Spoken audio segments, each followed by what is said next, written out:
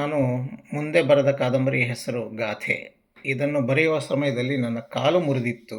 Coffee estate ಒಂದರಲ್ಲಿ ಕೆಲಸ ಮಾಡುವಾಗ. ಹಾಗೆಯೇ ಎಂಡಮೂರಿ ಸರ್ ಅವರ ಥ್ರಿಲ್ಲರ್ ಎಂಬ ಅಸಂಗತ ಕಾದಂಬರಿಯನ್ನು ಓದಿದ್ದೆ.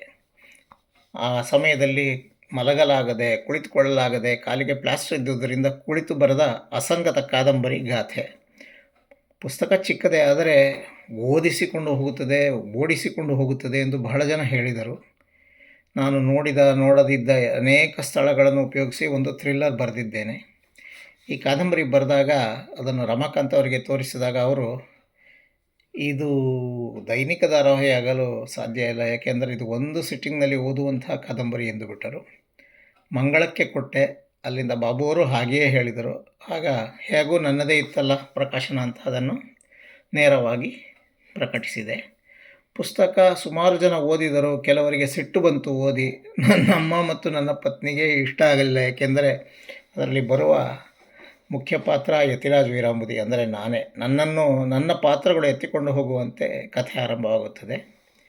ಇದನ್ನು ಬರೆದಾಗ ಒಬ್ಬರು ಡಾಕ್ಟ್ರಿಗೆ ಹುಚ್ಚಿಡಿತು ಅಂತ ಅವ್ರ ಮನೆಯವ್ರು ಹೇಳಿದ್ರು. ನನ್ನ ಪತ್ನಿಯ ಗೆಳತಿ ಹೇಳಿದ್ರು, ನೀವು ನನ್ನ ಫ್ರೆಂಡಿನ ಗಂಡ ಆಗದೆ ಅವರು ನಿಮ್ಮ ಕಪಾಳಕ್ಕೆ ಬಾರಿಸ್ತಿದ್ದೆ ಅಂತ. ಆದರೆ ನನಗೆ ಉದಯವಾಣಿಯಲ್ಲಿ ಇದರ ಬಗ್ಗೆ ಒಂದು ಸುಂದರವಾದ ವಿಮರ್ಶೆ ಬಂದಿತ್ತು.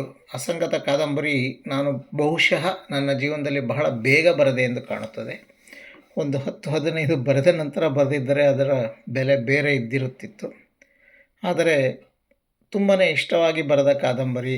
ಸಾಕಷ್ಟು ಸ್ಟಡಿ ಮಾಡಿದೆ. ಆಗೆಲ್ಲ ಗೂಗಲ್ ಇರಲಿಲ್ಲ. ನನಗೆ ಗೊತ್ತಿಲ್ಲದ ಮೌಂಟ್ ಅಬು ಬಗ್ಗೆ ಬರೆದಾಗ ಔಟ್ಲುಕ್ ಟ್ರಾವೆಲರ್ ಉಪಯೋಗಿಸಿದ್ದೆ. ಎಷ್ಟೋ ಜನ ಕೇಳಿದ್ರು, ನೀನು ಹೋಗಿದ್ಯಾ ಇದಕ್ಕೆ ಮೌಂಟ್ ಅಬುಗೆ ಅಂತ. ನಾನು ಹೋಗೇ ಇಲ್ಲ. ಹೀಗೆ ಈ ಕಾದಂಬರಿ ಬರೆದ ಮೇಲೆ ಅದನ್ನು ಮೋಹನ್ ಅವ್ರಿಗೆ ತೋರಿಸಿ, ಅದೃಷ್ಟ ದೇವತೆ ನನ್ನನ್ನು ಹಿಡಿದಿರೋ ಹಾಗೆ ಒಂದು ಸುಂದರವಾದ ಚಿತ್ರ ಬರೆಸಿದೆ.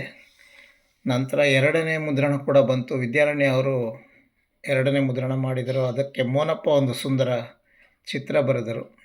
ಗಾಥೆ ನನ್ನ ಕಾದಂಬರಿಗಳಲ್ಲಿ ಒಂದು ವಿಶೇಷ ಅನಿಸುತ್ತೆ. ನನ್ನ ಅಸಂಗತ ಮತ್ತೆ ನಾನು ಬರೆಯಲಿಲ್ಲ, ಆದರೆ ಬರೆದಿದ್ದ ಆ ಒಂದು ಅಸಂಗತ ಕಾದಂಬರಿ ನನಗೆ ಒಂಥರ ಮೆಚ್ಚುಗೆ ಅಂತಲೇ ಹೇಳಬಹುದು.